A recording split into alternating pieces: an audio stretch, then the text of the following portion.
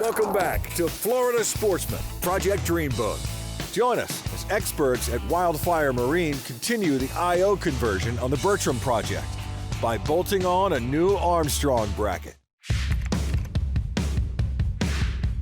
Here at Wildfire Marine, we're working on Dave Taylor's 25-foot Bertram I/O conversion. And we've got our transom done, we've got all of our seats done, and we've got a phone call from Armstrong that our bracket's ready, so we went down and picked that up, and we're gonna get ready to bolt that on the back of the boat now. We set the bracket up against the boat so we could mark our holes. And then once we drilled them all, we realized that the bolts for the center portion of the bracket weren't gonna be long enough because of the additional plywood that we put on there and the extra layers of biaxial glass. So we called Armstrong to see if they had the longer bolts, and Debbie's gonna go down there and pick those up for us so we can go ahead and get this bracket done. As close as Armstrong is, about 100 feet away from us. And when we go down, Carlissa's the boss. Everybody runs to her, asks her what she needs. I'm only the person that carries everything. The people down there are awesome. I mean, you ask them a question. If they don't know it, they'll find it for me.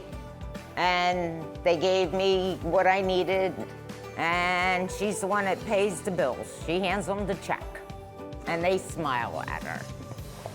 Now that Debbie got back with the bolts, we're gonna go ahead and bolt this bracket on. And it's pretty easy installation because there's only one way this bracket can go on. Because of the fact that it's got this bump out and then tapered ends, we had to do a template for it, and so once Armstrong built that bracket, that's exactly where that bracket's gonna go. So we put it up to the boat and it's gonna be perfect. Once we have the bracket dry fitted and we're ready to put it on for good, we go ahead and put 3M. I don't use 5200 anymore because it kind of yellows, but we use 4000, which is basically the same material.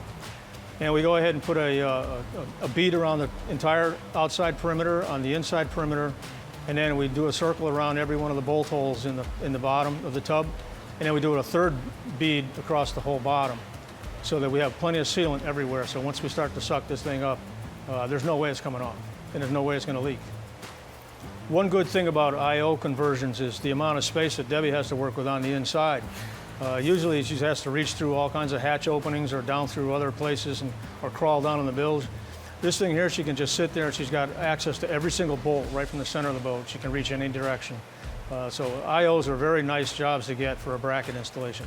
Everything is completely open. Brackets have a real good advantage. In the main one, especially on a boat like this, is the amount of cockpit space that Dave's going to gain. A twin engine box configuration really takes up a ton of deck space. And now that that's eliminated and we have a flat deck, he's got probably about 35% more space than he had in the boat before.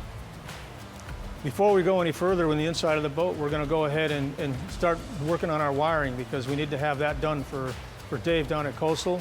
And also we want to get a lot of this stuff done before we can start putting side panels in. And we can't put any of our seating in without having the side panels in. So we need to get working on our wiring.